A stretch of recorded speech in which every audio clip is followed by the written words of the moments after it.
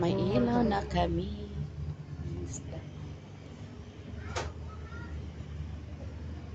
Kwarto ng aming bugoy at ang aming kwarto.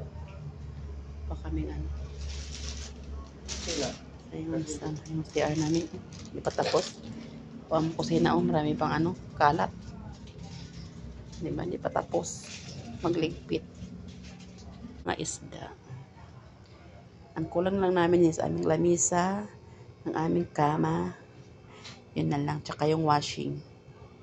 Yan lang ang hindi pa namin nahakot. Ito na kami. Hakot na kami. Lalagyan pa siya ng ano, curtain.